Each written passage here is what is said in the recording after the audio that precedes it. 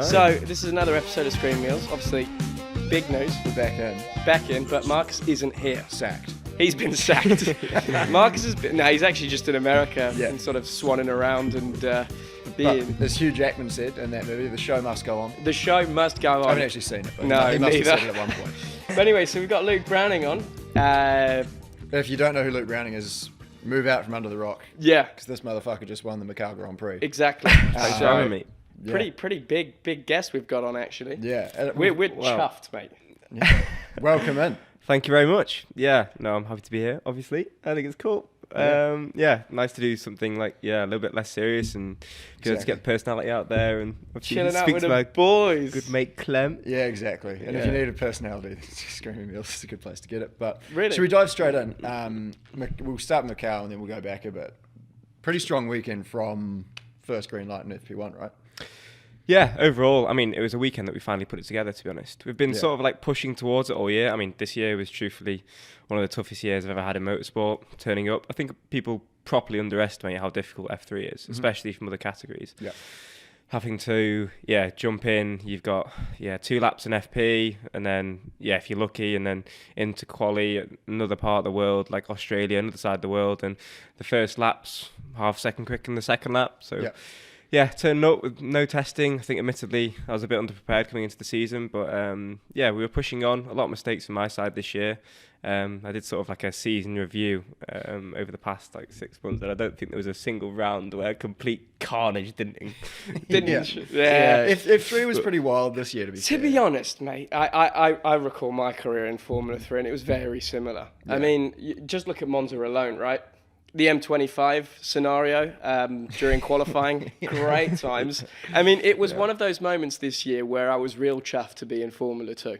Yeah. As I sat down in the nice F3, F2 hospitality and saw... Carnage. To put it simply, So, no, I kind of understand your point in saying that, it's F3 is one of those championships where it's a bit hectic. Because almost all of your racing up to this year has been almost UK based exclusively, right? Yeah, exactly. I mean, I never really did anything abroad. I had 1 year in German F4, which was quite a small championship, not too many rounds, and obviously none of the tracks that they did in German F4 was like Sachsenring. Yeah, they're all quite small, yeah. almost quite British, aren't they? Yeah, exactly. So quite unique in that way. And so, I turned up to a lot of the tracks this year going, this is a lot of space. This is a lot of space, like where we're going. But obviously the simulator is great now and you can do a hell of a lot on that side. But I mean, I'm trying to follow in this man's footsteps next year. Hopefully stick it on it. Careful. In F3, hey, it was a good job. And, F3 was okay. F3 was solid. F3 was solid. But anyway, so swing back to Macau, we got sidetracked. So just out the box, it was you had the pace, you strung it together, and nothing seemed to go horrifically wrong. Yeah, exactly. And it's not so confidence-inducing the place, but generally when you get into it and you build up to it, I think you start to get in a rhythm, and then you start to get more confident, and then the pace starts to come. Yeah. But I think one thing about F3 is you turn up to the weekend and it's either on or it's off, and it's completely out of your control, to be honest. Yeah. Wait till you get to F2. So, I've kind of got to the realization like this year I put a lot of pressure on myself in the opening half of the year. Was very stressed out about the outcome, stressed out on doing the lap and performing and the outcome of that. And I think what you've got to understand is that a lot of it's out of your control. You turn up and preparation up to that point is what propels you forward. Yeah. And the preparation for Macau was really good. I think I did close to 1,000 laps in the simulator, which, that would be my last 3 season average, to be honest. I reckon. I've probably done less than 1,000 laps over the last 3 years. Yeah, I reckon so. Yeah. In F2, you do what, like 400 laps a year? What, in the sim? Like total. Oh, in total, circuit. Actually, on track probably, but in the sim as well. You've been to Atses before, haven't you? I have actually never been to Atses, but obviously being part of Team Redline, that's where the base is. Right. Yeah. I had a well, let's say, thought out routine of entering the simulator and getting on the sim for your sort of 10 laps there to start the day, set sort of a benchmark, then proceed to head to the couch. Yeah. Well, I don't blame, because that sort of Lewis Hamilton's approach. He's been quite public about that he doesn't really believe in the simulator. You say that, but recently he's put a lot of stories on his Instagram there of him in the sim. Now that the car's on Struggle Street again, I think he's trying to put in the gas grass station again.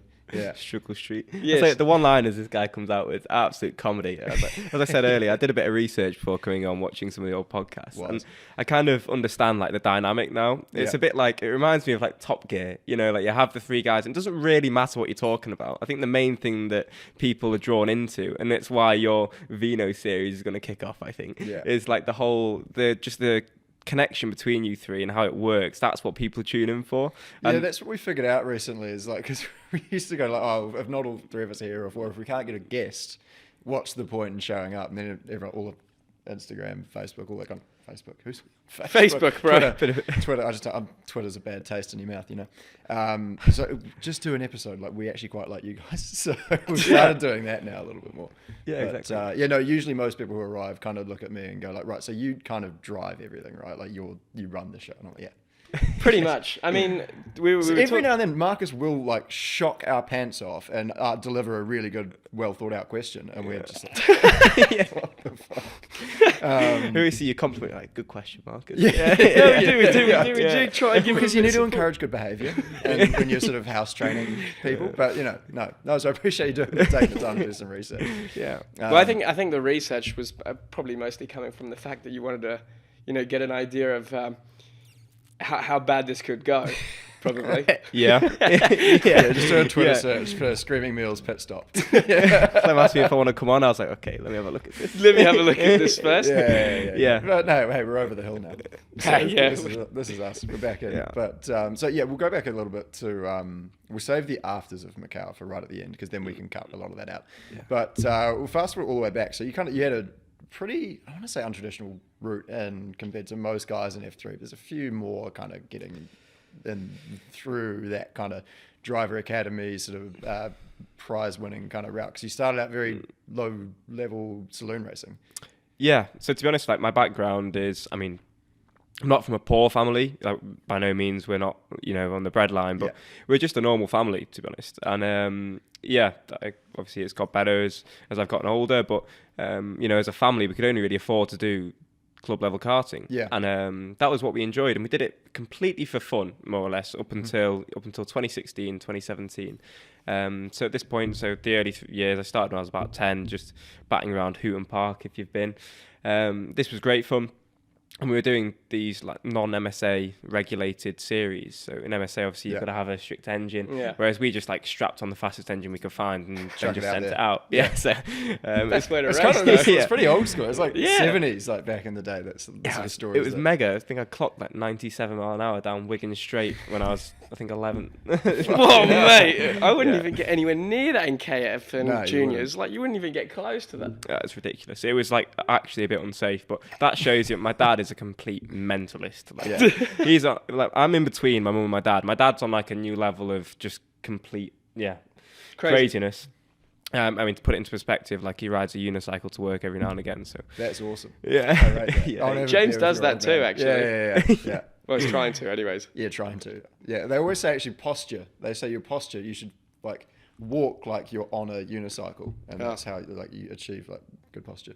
There you go. But so crazy, and then yourself in the middle. Yeah. What's your mum like? Myself and my mum's really sedate. She's calm. She's the good influence in my life. So we decided that karting was getting too expensive to be able to actually do what we wanted to do. So we went into one MSA year, and it was like, well, this is a bit ridiculous. Like, we did like the UK Championship, whatever it was, and we were like, got halfway through it, and we were like, nah, let's sack this off. So what we did was we went to Junior Saloon Cars, which is like Citroen Saxos. So we basically got a Citroen Saxo from a scrapyard near us and literally just ripped everything off. Shell was immaculate. And then we built it up with a group of 8 of my dad's mates. Got it more or less compliant-ish. It sounds like a great movie. Mate, honestly, this is so good. Yeah, and we rocked up to the first round. I think we were like 13 seconds off, ridiculous amount off in the first race, like complete miles off. 13 seconds off. Yeah, but we were like 80 Room horse. for improvement. Yeah. Yeah, we were like 20 horsepower down off him, and I was driving like a complete moron. And like I had no idea what I was doing. I was getting a clutch. Let's go. And by the end of the year, we'd won a race and been on pole. So we were like, we're doing all right. We're doing all right. Yeah. Tune the old engine up a little bit, you know. And yeah, off the back of this, so we thought, well, it's not really going any further than this. We thought it'd be just a bit of fun. And then, as we spoke about earlier, the Autosport Award came along. Well, not the show, not the award. Went there in 2016, and there was like a stand for a team there that's actually become pretty well established now. Is especially in Porsche Carrera Cup, is Richardson Racing. So they had a stand with a simulator, and basically the fastest person on the Ginetta Junior simulator got a free test day in it. Oh yeah. Ended up being fastest on the simulator and got the free test day. That is a fucking cool story, man. So, Yeah, you keep going. So this is good. So yeah, we cracked into it, went up to the day, and when I say it was torrential, this rain on this day, I mean it was horrific. You couldn't be flat out down the straight on road tyres. It would have been a complete red flag. Yeah. And luckily none of the main championship rivals were out on that day, so I ended up being the quickest because I was making the most of it. I was like, I'm gonna go round and round and round and round. Yeah, all the snobs kept their nice little Alpine Stars race boots dry. Precisely. Yeah. So at the end of the day, I ended up being the quickest. So it was enough to convince the backer at that point to take me through a season of Ginetta Juniors. The season was pretty horrific overall, but I had one pole position. Ginetta Juniors can be. Which I know shortly. The insurance market that Ginetta Juniors can be. It's not a great. Yeah, it's not a great choice for insurance. That as well, I know. There's a lot of pump drafting as well. Yeah. Just like you don't like the guy in front, you put him in the barriers. Yeah. Oh wait, no. So I mean, like that's not that different to karting. To be fair. No, karting was very similar actually. So you didn't miss out. I can go back to probably my first pole in the Europeans was at the time where the karts today they've got this sort of thing that puts the front bumper in, and so you receive a penalty in case you push someone off. That wasn't around at the time that I first raced in international karting. So I'd been starting off pole for 3 of the 4 races. Put it simply, I was probably about P16 after third corner on the track. Back in the day, qualifying on pole in those races was like the worst thing you could do. The pole was to qualify P7. Yeah, you're just another brake disc for the entire field. You would go into turn 1, and if it was a hairpin, it'd be safer to just keep it on throttle, right? No braking, straight. But yeah, so Ginetta Junior is similar to that, I guess. No, it's a good story. To be fair, it's very similar to touring cars now as well. Like everyone just bashes the absolute shit. You can swear. Marcus recently wasn't sure as well. Actually. He needed to double check he could swear on his own podcast. You can. Yeah, they smash the shit out of each other. Yeah. And that's kind of Ginetta Juniors in a way. Yeah. So I ended up going through the first year. Managed to stick it on pole at Wet Silverstone, which was like kind of like the highlight of the year. We're like, oh my god, he's not that bad. Like, what's going on? And then off the back of that, I mean, I shunted straight away. I think I got railed off in the first. I mean, you do in your first pole position, you just went backwards. I think it's very exciting for about 7 seconds. Precisely. As soon as you drop the clutch. Stick it straight back in. So it went for the second year, and we won it on the road. I had the most points. We got it taken away in the Clark's office. Bit of a controversial one. Yeah. I'm just about over it now. Just about. After a Macau win? Yeah, I would say after a Macau win, the Ginetta Juniors Championship is probably something in the back of your mind that you've sort of forgotten now. Ginetta sprint race seems slightly less relevant.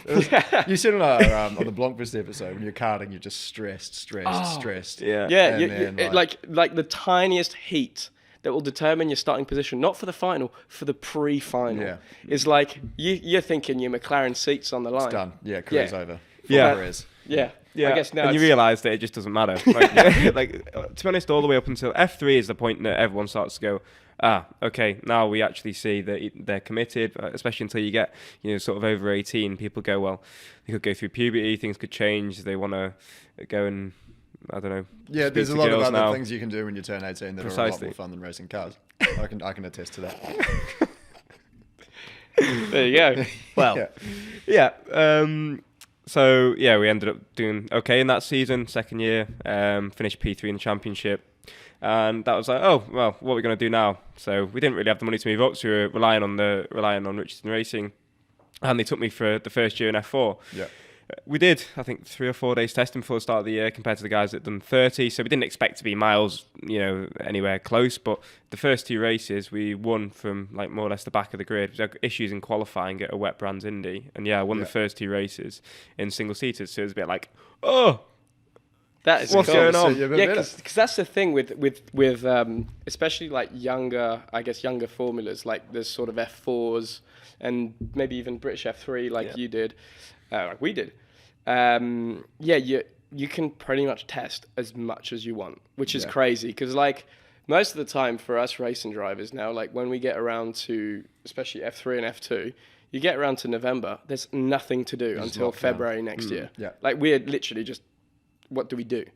When I think in F4 and F3 and British F3, you're just going out and testing every single week. And up to the point where I've grown so tired of the British winter, having done probably like 20 days testing in a British F3 and 17 of them been in the wet. Yeah. So pretty decent in the wet. Yeah. Big bush. We have to go for a little hack. I think we should do like a car day at some point. I think it'd be good fun. Yeah. A bit like what you did with Mr. Marcus. I thought that was funny. avocado. That was pointy, that C43. What was it? It's GLC. I think. GLC something. It's a terrible car. Ask Rory about it, mate. Yeah, Rory you was in the were back seat. flying around in the back seat. Terrifying. Straight to one side. You're lucky you kept the camera, I think, still alright. But Yeah. It's got a bit of a dent in it, actually. You can tell. yeah, maybe that's where The the mic GoPro is. fell off. You knew it was chaos and the GoPro fell off the roof. Yeah. That was all go. But no, we want to do something like that. We actually talked about doing some ice racing with one.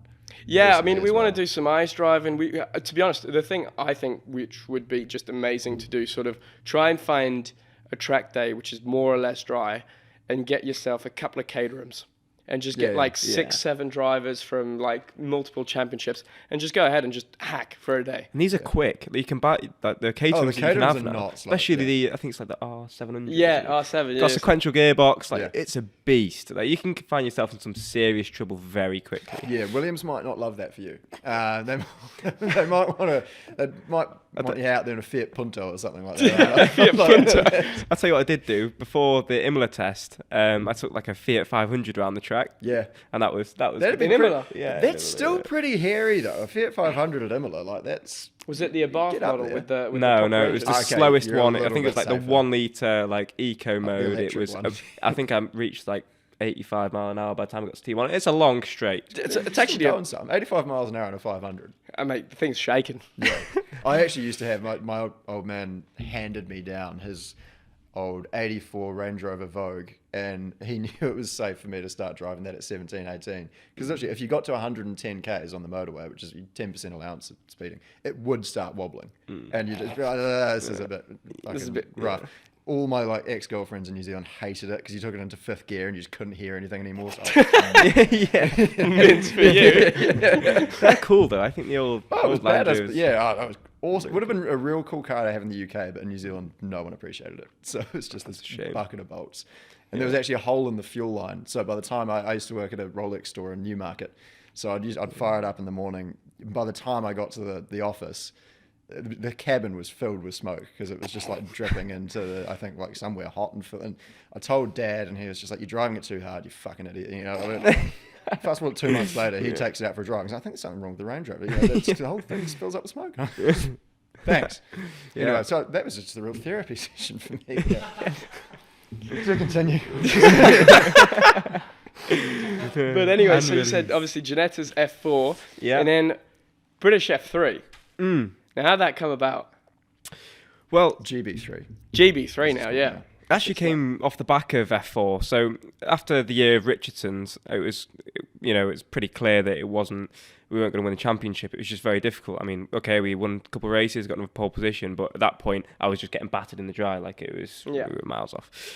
So we moved to Fortec. Was that due to setup, you would say, or probably driving, or probably a lot of driving that I wasn't, that I didn't admit to at the time, because when you're 17 years old and you think you're the best driver in the world, it kind of it takes control. He's been there actually. James's career is full of high hopes and high hopes, and high targets. And It's amazing how much it comes down, like the realization that like, as you get older, you kind of understand that look, like, everyone's doing a good job. You just got to put it together, and then it is what it is. I mean, you're still in a Formula One academy and Formula 3 this year. Like, I mean, I went from Formula One.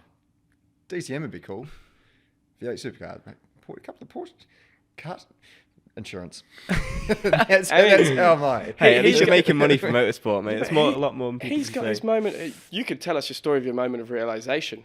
I mean, pure and simple. When you realized F1, I think was probably not on Back the on cards the anymore. cards. Oh, right, sorry. Back when you were in the in the school bus there. Oh, yeah. So, I realised the F1 dream was over, like, for sure. I think I'd given up on F1 more or so. I was 17, and I was on the school bus, and, like, the news flash comes up. This show my age, but here. Comes up, and Verstappen had just signed his contract for Toro Rosso in 2016. 15. 15. And he's younger than me.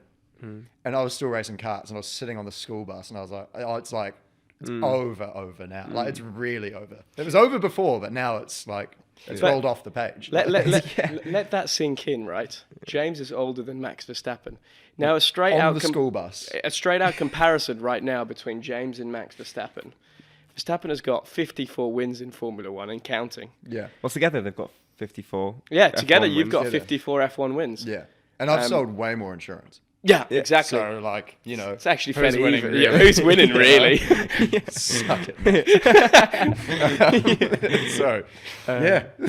What were we talking about? We were talking about, I think, GB3. F4 to F3, GB3. Yeah, so F4, in the second year, we went with Fortec, and they were great with us. They really supported us through. And we managed to win the championship by the absolute skin of our teeth. We won it on count back in the last race at Who was Brands that Hatch. against? It was against Zach O'Sullivan in Carling. Oh, yeah. I remember, because I think I was probably... Was I driving British F3 at the time? Yes, Yeah. you were. Yeah. Yeah, I remember that. You were the most consistent driver through the year, flat out. Clem was like P2, P3, P2, P3, P2, P3, every race, mate. I don't think you were off the podium once. There was a couple, but yeah, no, it was all about, because we weren't actually that quick. But you were the most consistent. That's exactly. I need to take. That's what I mean. He It's take a did the leaf same out of thing his in book F3, for this year. Like your consistency through that year was incredible, and that's like obviously in F3. What F3 was the we're aiming same. for next Similar year. like Teo's year this year, to be fair, as well. One race win. To be honest, I was about to point that out. Yeah. I've got as many wins as the Teo F2 race, as the F2 He championship. had a very winner. similar season. I to may as well Teo just call you the Porsche. champion. Yeah, I know. So might as well. That was good to watch. Like, watching the Netherlands. That was. Yeah, I was happy for you, mate. It was, really it was such a popular win. Yeah, it was. Everyone was like, yeah! I texted him immediately, straight on the story. Yeah. Not many people do that, do they? But Actually, yeah, credit it's good to see. credit to Liam Lawson as well, who was about to start Mate. in his first ever F1 race. Gave you a text. It literally was one of the first people who texted me going, and he was like, "Fuck, come on, come on, you sicko." I was going to bring Liam up as well, because he's on the other side of the world, had quite a similar career path to you. Like he didn't have the money, he said on the show, for New Zealand, like top New Zealand karting, so he had to go into like a car scholarship program and then try and kind of piece it together there. So he's done it right actually. He's been racing a little bit. He had something with a Honda engine in it this year. He was quite fast. He's clearly a very talented He does it driver. right. Yeah, Yeah, he he went does. over to Super. Who's that, Formula. Liam Lawson? Yeah, Yeah. he's You've not heard- bad. Yeah. He's gone done good. pretty well He's for gone good. himself, I think. So. Yeah. So yeah, mate, so it's all on. So what's so next year? Do you know what you're doing it yet, or do you know what you're I've doing not- it? Is it public knowledge? It's what not you're public doing? knowledge Okay. yet, but I think people take a good guess, and it makes sense to do it again. I want to go back and win the F3 championship. So, Backbone. So now they know what you're doing. Yeah. well, it's not signed yet, but in case anything goes horrifically wrong. But Yeah. yeah, we're more or less there. Good. And so I've enjoyed it this year. It would have been nice to have slightly better results, of course. But I mean, what was clear was the disparity between pace and points. Like, it was just ridiculous. I mean, the first two races.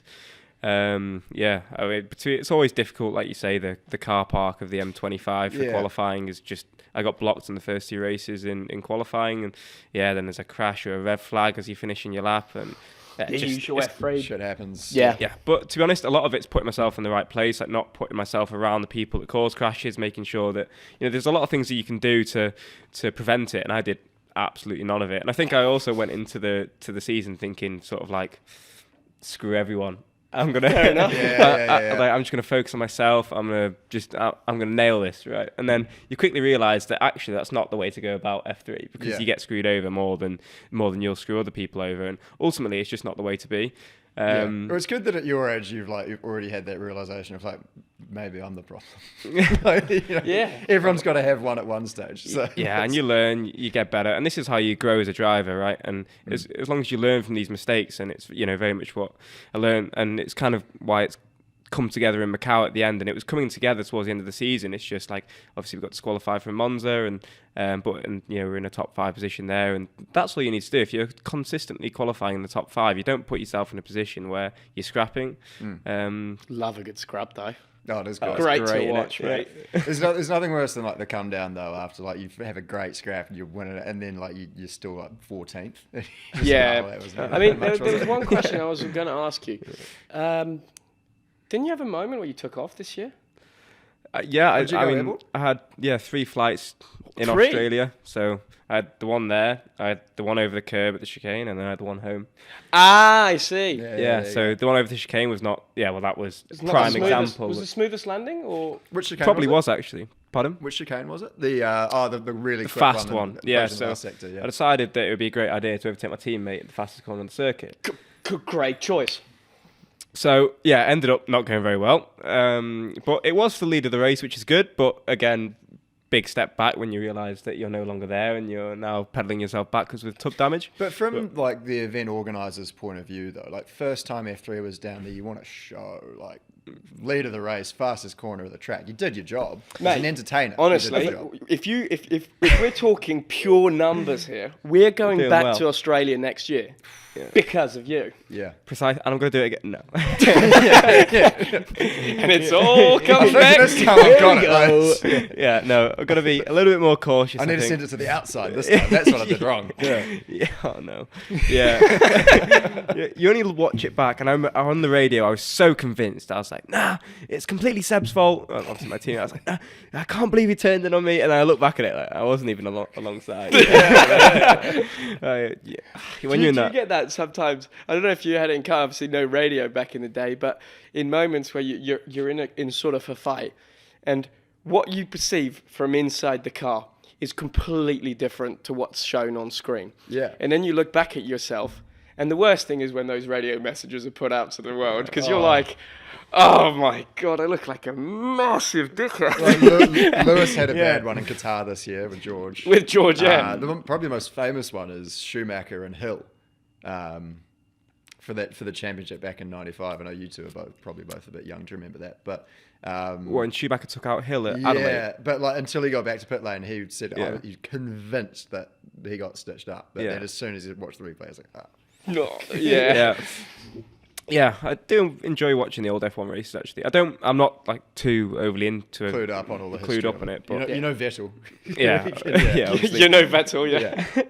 and and obviously Alonso.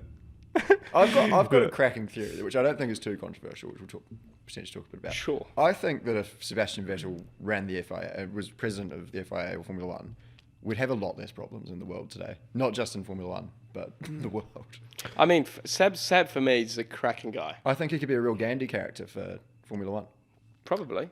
I mean, from my end, I've had a bit of experience getting to know him, obviously, when I was back in karting in Tony Kart. Yeah. Because obviously he was at Ferrari at the time and they had some sort of affiliation with the Ferrari Driver Academy. And so he came and did a couple of test days with us back when we were, it's freezing Lenato, your classic minus 10 degrees. And as soon as you get back into the box, you've got to put your hands on the exhaust to try and heat them up again and stuff. Yeah, if Sebastian Vettel wasn't there, you'd be filthy that you'd been made to go and do that. No. I mean, it was part of your required training in karting. You know, you had to go and do those laps. I mean, the number of days I've done at PFA where the track was icy. Yeah, exactly. But no, Vettel was there, which was surprising because you get some F1 drivers that go and do some karting stuff, but you tend to find that they'll obviously go to the warmer areas to practice their karting. Hope that no one talks to them and they can just kind of show up. Seb was the man. Honestly, he arrived and he was just the nicest guy on track. Like you could go and ask him any sort of question to the point where I think a couple of years later, I'd obviously moved up into Formula Renault and I can't remember exactly, I think it was in Monaco or somewhere like this, and I was close to the F1 paddock or nearby the F1 paddock.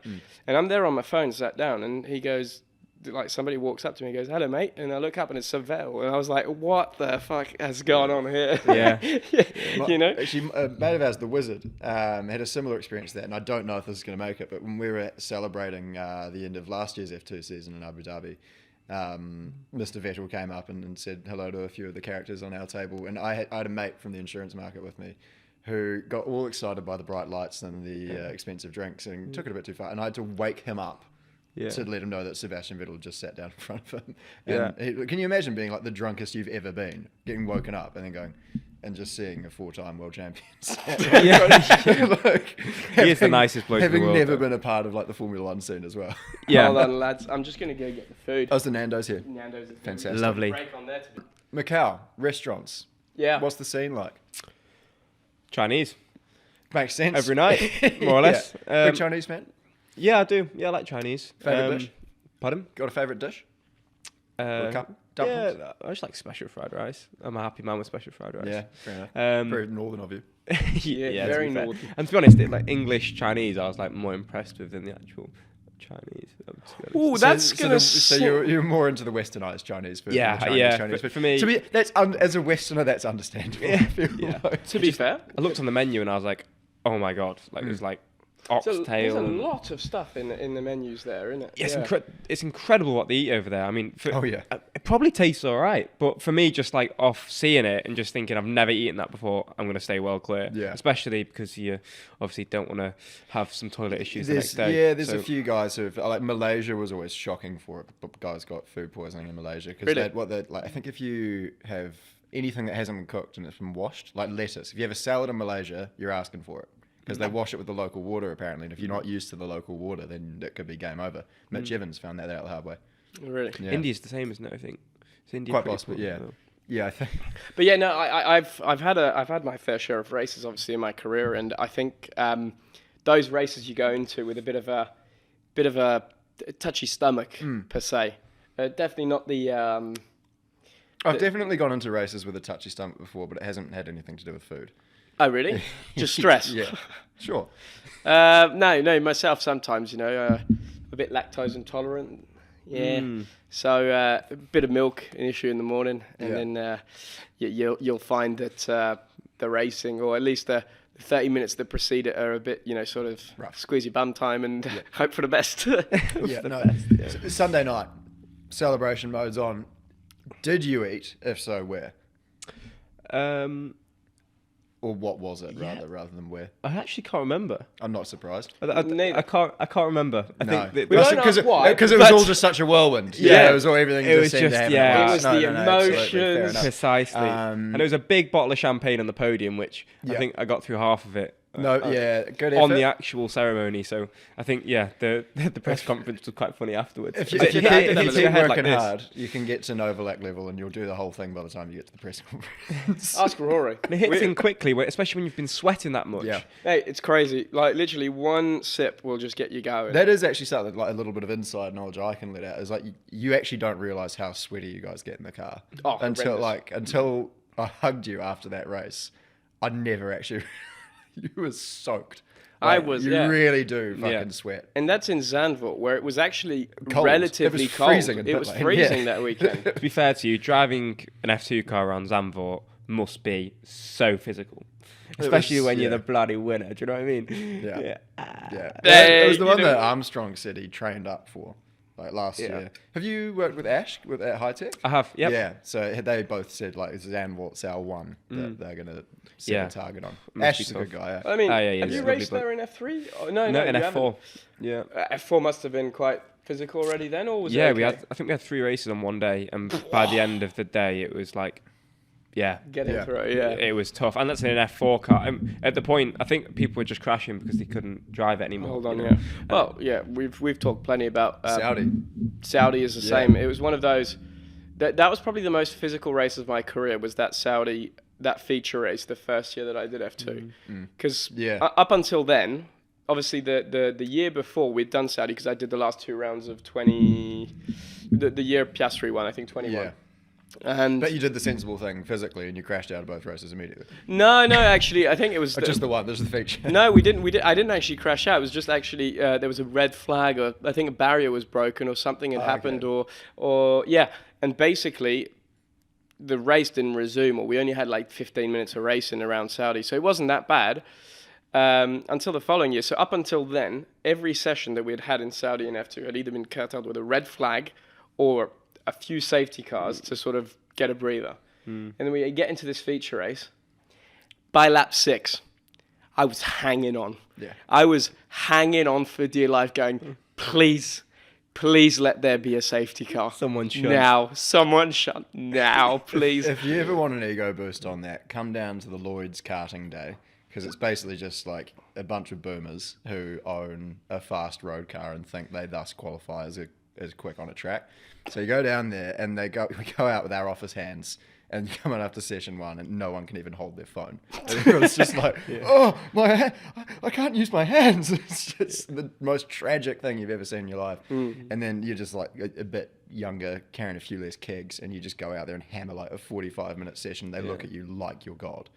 It's great fun. It's amazing on the simulator as well. Like I take my best mate on the sim at home, and he goes, "Look, I can't hang on to this for like Shoulders 10, 15 minutes," and he's just like, "This is ridiculous." I'm not sure if it's just because the actual he's hanging on harder than he needs to, but even so, yeah, I think what you don't realise is the strength that you build up from doing this since you were 9, 10 years old. It's really weird. Yeah. The funny thing when you stop, especially like for me when I stopped karting, is then getting used to just not being sore all the time. You know what I mean? Like, I'm not bruised on both of my hips and all of my ribs now. It's very strange. And like you go back into it. Like there are muscles, like forearms in particular. Yeah. You don't really use forearms in many other sports. No. You know, like it's a weird I muscle. think racing drivers are good at arm wrestles generally, aren't they? Wouldn't know. I haven't tried.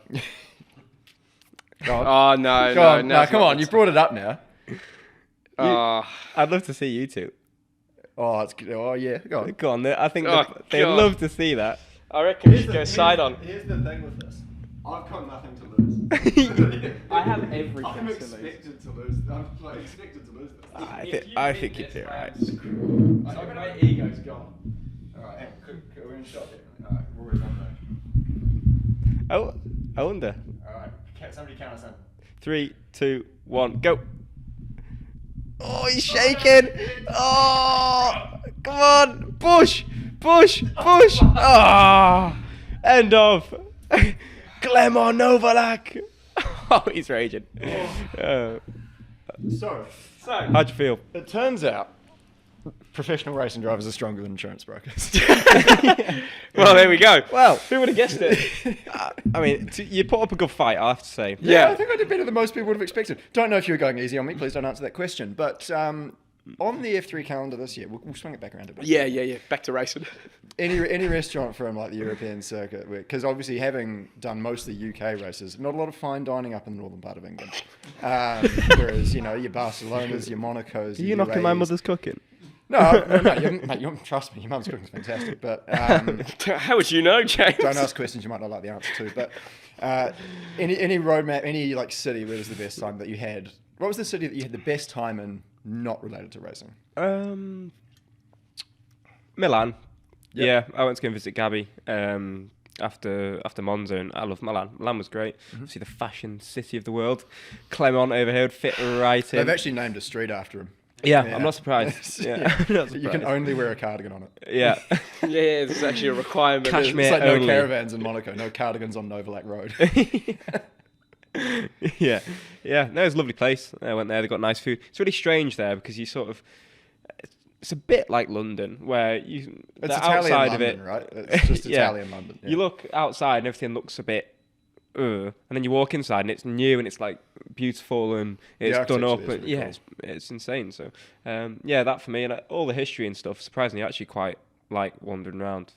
Yeah. Although I do like the fast adrenaline-filled stuff, I think sometimes it's nice to actually just kind of have a day wandering around the city. And it's a lovely place to wander around there. Yeah, no, it is good. Budapest is quite nice to walk around as well. Loved it. I've I've heard always Barcelona is loved- obviously amazing, but that's not news to anybody. Really. Yeah. I've always loved Budapest. I don't know about you, whether you did much this year, but the thing is, there's something that I would recommend to most drivers out there is if you get the chance, as much as it increases your journey time to go to the track every day, stay in the city.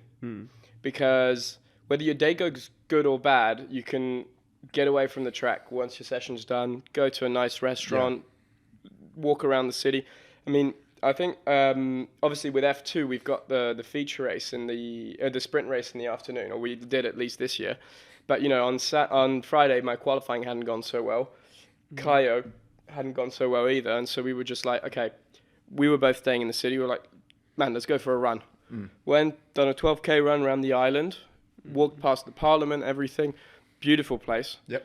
And, mate, clears your head, get back in the next day and you're sweet. The one thing I'd say, like, yeah, if you are doing Budapest, though, yes, stay in the city, but make sure you have a car if you're a tourist, because you cannot get back on the track. Terrible, the taxis. I almost saw Rick Armstrong kill somebody in the line for a taxi. Rick? Yeah. Four-time former judo champion, Rick Armstrong. Yeah. We were in the queue, literally, Marcus's dad. by the time it snakes, you know, when they snake around like at customs, I reckon if you stretch the bastard out, it would have been a better part of 3 clicks long. And like Rick just saw a car coming the and just jumped out in front of it basically. And then other people, like, even though Rick had almost just sacrificed his life for this cab, tried to get in the back of it. And they fucked off pretty quickly when they saw the look in his eyes. It was nothing. Rick said, "My cab." End of. Yeah. Oh, it was. Yeah. It was brutal. on. It was on. But no. Budapest is great. Yeah. Budapest is You up can there. have a lot of fun in there. I'd like to visit there next year, I think. Yeah. Oh, you not raced there this year? I did, but I stayed close to the track. I was in and out. Oh, I you had a stayed in the terrible high-tech weekend as hotel. well. Yeah, I do. Yeah, Yeah, it was rough, every that race one. weekend. Yeah, it was. Yeah, that's good. Yeah, I remember that well. I ordered a martini in the hotel bar at the hotel that High-Tech stay, and they looked at me like I'd asked for like a lamb's foot topped with, you know, mousse foam. It was ridiculous. I had to Google them and show them what a martini was. I was like, it's this drink, and they just gave me a glass of martini, like vermouth, with some ice in it, and I was like, this is the worst thing I've ever seen in my life. Well, did you have it though? Yeah. Of course, of course you did. Yeah. But anyway, so Macau. I'm going to go back to this because it's obviously the biggest news in the world right now. Luke Browning has won Macau. How's it changed your life, mate? How does it feel to be a Macau Grand Prix winner? Yeah, incredibly special, of course. I mean, just don't give us the politically correct answer. Yeah. Tell us how you it's feel. the first Grand Prix win for Williams since Maldonado. Technically, yes. well, yeah, I mean, it's difficult because obviously it was a dream of mine, for sure, and I love like the celebration afterwards, and the whole run up to the event is amazing.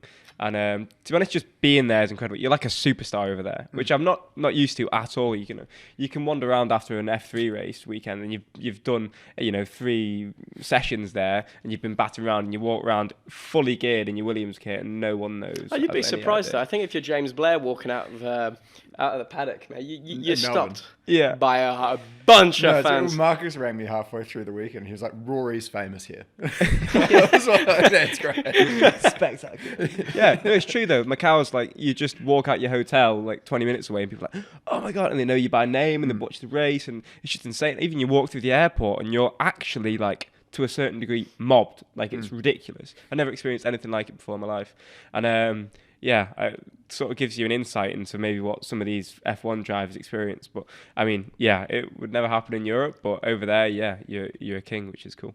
Yeah, no, cool. It is cool. So, all in all, fucking awesome. Yeah, I'm happy about it. You could summarise it like that. Yeah. Yeah, I suppose. So. Great. Winning Macau. Grounds. Many have tried and failed. Friend of the show, Marcus Armstrong, being one of them. Oh. How confused were you when you saw that he'd entered? Like, what was your knee-jerk reaction when you knew that Marcus was going to be racing against you? I expected it, to be honest. Not for example, someone to come back from IndyCar, but just generally for people to come back and step into it. I mean, it's arguably the biggest thing you can win outside of F2, right? So to come back as a one-off race, I think people want to come and do it. It's everything around it that's special, and obviously the recognition of the 5 super license points, getting go to the FIA awards, it's a big prize. So to win it, walking into the weekend, I didn't really expect it at all. I just thought I'd go in, and it was part of my deal. Yeah, exactly. And it all comes together, and Hey, it has definitely changed my life. I think people now that didn't recognise me or know who I was whatsoever, now suddenly, like I walked through the F1 paddock in Abu, and I had like people come up to me in the F1 paddock and say, "Oh, well done on Macau," and I'm like, It's weird. strange. Yeah. It's amazing how well known it is compared to. Yeah, I mean, even compared to if you win one F3 race, I think people don't in the F1 paddock come and recognise it, or they haven't watched the race. In Macau, it seems like everyone shuts off the phone and watches Macau. Yeah. And so they said about the 500 as well. Like, once you win one, you will forever be introduced every time you do an appearance as The Indy 500 race winner, blah, blah, blah, or for your Macau Grand Prix winner. Yeah. Such, that's kind of happens now. To show you how James is completely, it's a completely different career path, but. You'll find that obviously you're now recognised. You're seen as a Macau Grand Prix winner. James here is the sort of. Is this going to come up in every episode now? Well, he's the insurance broker, the most famous insurance broker in the world. Exactly. Look at him. Is that just the comment? You could do with insuring Just every an car at insurance Macau. You'd probably do quite well. Ooh, I don't maybe know. not actually. No, opposite Don't know about that actually. one. Depends. No, you need to go to I don't know where's the It's no funny crashes. though. Like it's we'll do a bit of insurance. Abu Dhabi. chat. You need to Step do into my office. for Yeah. F1. Abu Dhabi's like, so we really like Asian Le Mans series because it's like wide open spaces and just you should be pretty much fine there. Whereas something like V8 Supercars in Australia is just terrifying from an insurance standpoint. But no, it's like the rule of numbers is always funny with insurance. Like, yes, if you could insure everyone, you'd pretty much be guaranteed to make money. The issues start happening when, first, you're never going to have a whole market. That's just not the way life works. But also, you'll win some and lose some. And that's the thing. Yeah, somebody came to me and goes, but we can get everyone. I'm like, no, you can't. So what does this actually look at? Once we shave off 50% tax, then we look at the loss ratio and we really see the realistic side of what the business is going to look like. You lost me there, brother. Smart guy. Yeah. Yeah. No, I think you lost both of us here. That's the beauty of insurance is that they throw a lot of acronyms out there. There's a lot of big fancy words that don't really mean that much, so that guys like me who aren't that bright have a chance at a white collar career. I see. And on that bombshell, can we call it an episode with Luke Browning? Yeah, sure. Thanks very much for coming on, mate. Busy schedule for you at this point, so we appreciate your time. No problem at all. Yeah, I enjoyed it. It's good fun to do, isn't it? Yeah. So I bet you're having a little bit of fun at the Autosport Award tonight.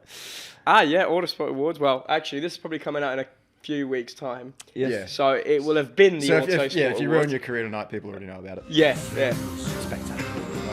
Thanks very much, mate. Cheers. Take a good one. Cheers, boss. Thanks, mate.